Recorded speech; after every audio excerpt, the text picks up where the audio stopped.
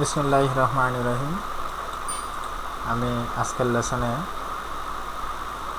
তুলে ধরব কীভাবে আরও একটি সোফা তৈরি করা যায়, খুবই এক্সক্লুসিভ এবং মডার্ন সোফা। আজকে আমি বানাবো 2 সিটার একটা সোফা বানাবো। তো সেই জন্য অবশ্যই আমাকে যেতে হবে শেপে। আমি লাইন দিয়ে তৈরি করব এই সোফাটা, অবশ্যই আমাকে যেতে হবে শেপ। তার আগে আমাকে অ্যাঙ্গুলার স্ন্যাপ টুল নিয়ে অ্যাঙ্গুলার স্ন্যাপ পয়েন্ট নিয়ে আমাকে আমার গ্রিড পয়েন্টটা সেট করতে হবে। গ্রিড, তো আমি এখান থেকে 1 ফিট দিয়ে দিলাম 12 ইঞ্চি। তো সেক্ষেত্রে আপনারা কীভাবে গ্রিড পয়েন্ট সেট আপ করে সেটাও দেখে নিলেন, আমরা এখান থেকে করে নিয়েছি, আপনারা অবশ্যই বুঝতে পারছেন। ওকে, এখন আমি নেব একটা লাইন নেব। সেই লাইন থেকে আমি 2 সিটের একটা সোফা বানাবো।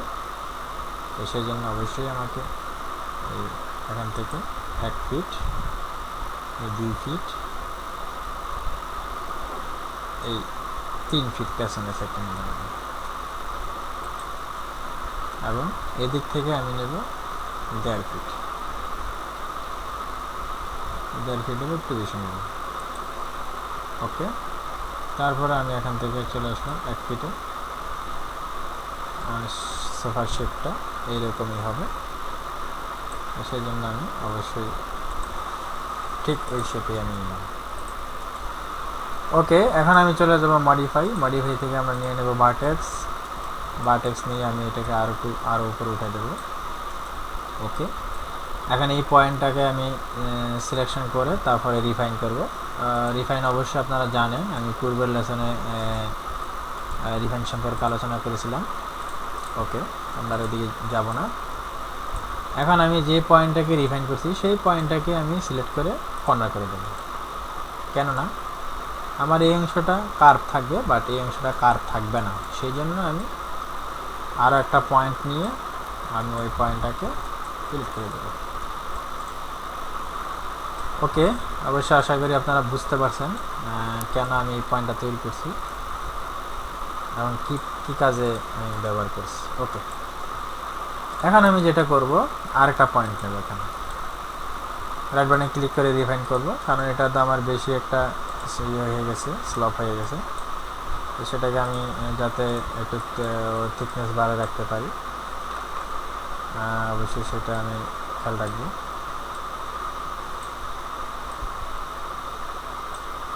ওকে, এতটুকু যেন আমার থিকনেস থাকে।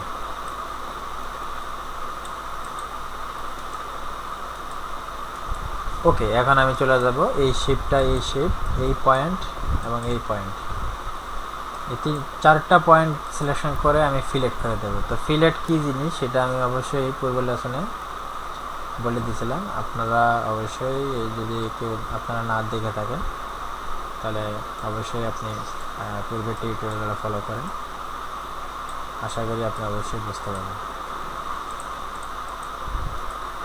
ওকে, এখন আমি চলে যাব মডিফাই লিস্ট থেকে এক্সট্রুড করব, চাপ দেব ই।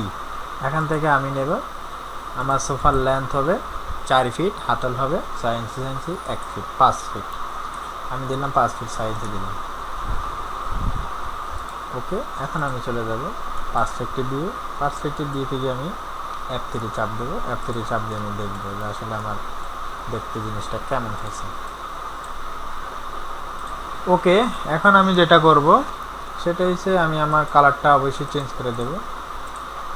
আমি ইয়েলো কালার নিলাম, বা এই কালারটা আমি একটু কমাই দেব। হ্যাঁ, ওকে,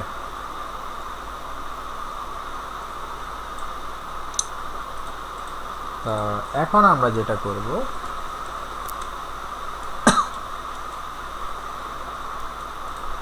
আমরা একটা চেম্বার বক্স নেব। চলে যাব এক্সটার্নাল প্রিমিটিভস, তারপরে চলে যাব চেম্বার বক্স। তো তার আগে আমি টপ ভিউতে চলে যাই, টপ ভিউতে গেলে আমার জন্য সুবিধা হবে। ওকে, আমি একটা চেম্বার বক্স নিলাম, তার আগে F3 দিয়ে নিলাম। ওকে, ওকে, আবারও চলে যাব আমি পার্সপেক্টিভ ভিউ। পার্সপেক্টিভ ভিউ থেকে আমি সেটাকে অবশ্যই ডাইমেনশন দেব। আমি এখান থেকে নিলাম, আমার ফোমের সাইজ হবে 4 ফিট, লেন্থ হাইট দেব 2 ফিট, তারপরে ওয়াইড দেব আমি 6 ইঞ্চি বা 8 ইঞ্চি এবং ফিলেট দেব 3 ইঞ্চি। ওকে, আশা করি আপনারা অবশ্যই বুঝতে পারছেন। এখানে ভুল হয়েছে, 5 ফিট দেব, 5 ফিট 6 ইঞ্চি দেব, কারণ এটাতেই আমি সোফা তৈরি করবো এবং এটাতেই আমি দেবো সব কিছু তৈরি করবো। 5 ফিট আর এদিকে 2 ফিট না, আমি 3 ফিট দেবো।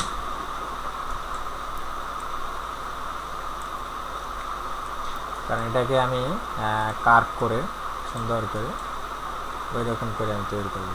3 ফিট না, 3 ফিট 6 ইঞ্চি দেবো।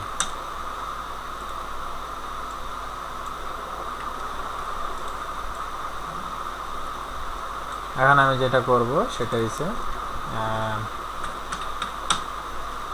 2 করে দিল। এখন আমরা F4 চাপ দিয়ে সেগমেন্টগুলো দেখে নেব যে আমার কি পরিমাণ সেগমেন্ট আছে।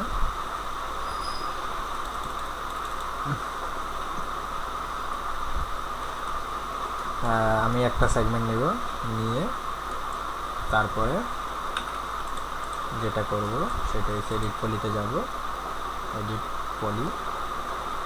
ওকে, আমি এজ নিলাম, সেই লাইনটাকে সিলেকশন করে লুপ করব, তারপর আমি এক্সট্রুড করব -1 ইঞ্চি, আর এখানে ওয়াইডও আমি 1 ইঞ্চি দেবো, হাইডও -1 ইঞ্চি দেবো। হাইডে বেশি হয়ে গেছে, 0.4 দিলাম।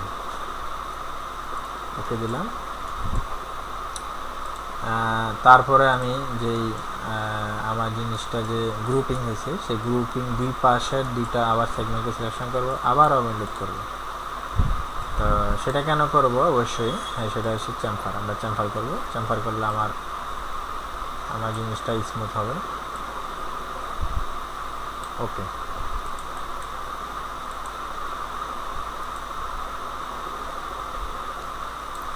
আশা করি অবশ্যই বুঝতে পারছেন। এখন আমি যেটা করব, এডিট পলিতে যাব, আবার একটা এজ নেব, নিয়ে যে ভিতরে সেগমেন্টটা আছে সেটাকে আমি সিলেকশন করব। আবার আমি লুপ করব, লুপ করে আমি চলে যাব create shape form selection linear. Okay করব। তো create shape form selection linear সম্পর্কে আমি আগেও বলেছিলাম, আপনারা অবশ্যই বুঝতে পারছেন। আমি ক্রিয়েট শেপ করছি এই জন্য আমি একটা ওই বডি থেকে আমি আমার সেগমেন্টটাকে আলাদা করে দিয়েছি। এখান থেকে আমি দিলাম 2 দিলাম, আর এখান থেকে আমি রেন্ডারে গিয়ে আবার 2 দিলাম। ওকে, অবশ্যই সেটা কালারও আমরা চেঞ্জ করে দেবো, সবগুলো কালারই চেঞ্জ করে দেবো, একটা করে দেবো।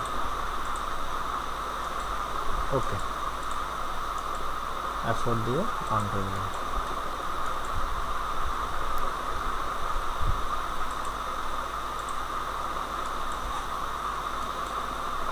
আবারও সেগমেন্ট নিলাম। ওকে, এখন আমি যেটা করব সেটা হচ্ছে এই পাঁচটা সিলেকশন করব,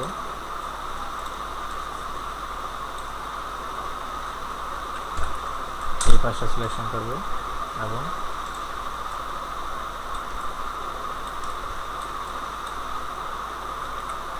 এই পাঁচটা সিলেকশন করব, করে আমি কানেক্ট করব। ওকে, ওকে, আবার আমি চলে যাব টপ ভিউতে। টপ ভিউতে গিয়ে আমি আবারও টপ ভিউতে আমি আরও কিছু সেগমেন্ট তৈরি করব। ওকে, এখন আমি কী করবো, কানেক্ট করে আবার আমি ওকে দেবো। এখন চলে যাব আমি ফ্রন্ট ভিউতে গিয়েও আমি আবারও 4 ওপার সিলেকশন করব, সিলেকশন করে সেখানেও আমি কিছু সেগমেন্ট দেব। এখান থেকে আমি 2টা দিলাম, ওকে দিলাম। তো এখন আমি যেটা করব সেটা হচ্ছে আমি চলে যাব পার্সপেক্টিভ ভিউতে, টপ ভিউতে।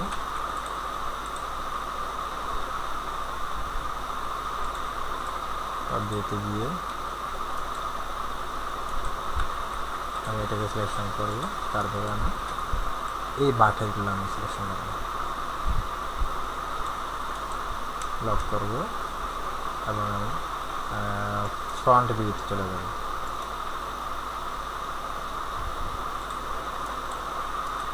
তো দেখুন আমি কীভাবে এটাকে কার্ভ করি, অবশ্যই আপনারা বুঝতে পারবেন।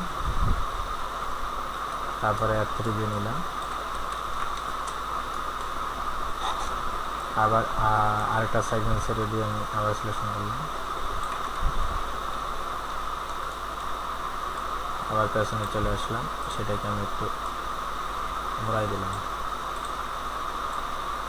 ওকে।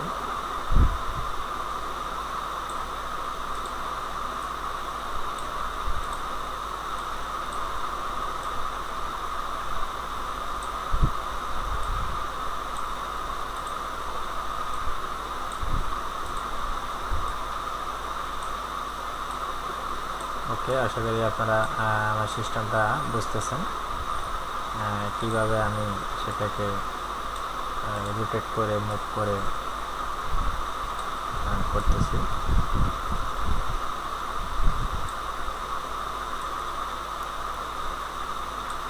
ওকে, আমি আবার সেটাকে নেব,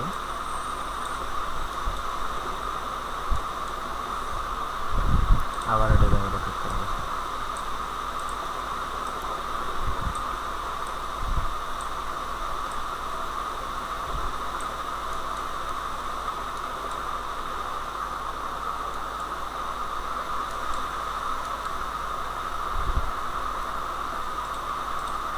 ওকে, এখন আমি চলে যাবো পার্সপেক্টিভ ভিউতে। F3 দিয়ে আমি আবার দেখব আমার জিনিসটা কেমন হয়েছে।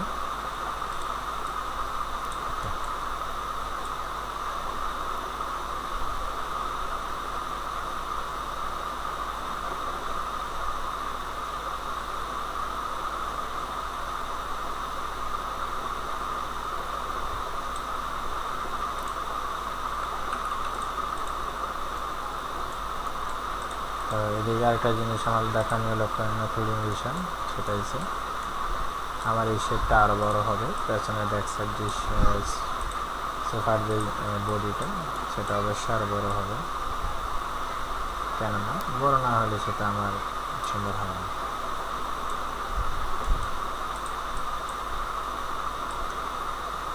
তো প্রয়োজন আমরা আর একটু দেখে নেব, কারণ আমার কাছে এই সোফাটা আছে। আমরা এই শেপটাকে ওইভাবে তৈরি করব, তৈরি করে আমরা এটাকে এইভাবে সেট আপ করব।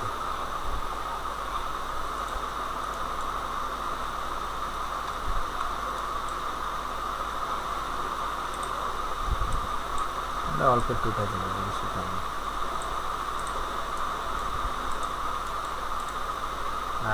সেটাকে আমরা অবশ্যই একটু রেডিয়াস কমাই দেবো, হাইটটা কমাই দেবো। এইটা আমাদের দরকার নেই, এটা বিশ্রী দেখাচ্ছে, সেটা আমাদের দরকার নেই, সেটা আমি কেটে দিলাম। তো আশা করি আপনারা জিনিসটা বুঝতেছেন আমি কী করবো আর কী করতেছি।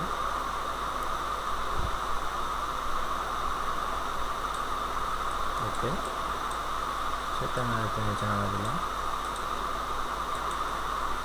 ওকে ওকে, এখন আমি আবারও চলে গেলাম ফ্রন্ট ভিউতে। ফ্রন্ট ভিউতে গিয়ে আমি এটাকে অ্যাডজাস্ট করে দিলাম, আর একটু দেখে নিলাম।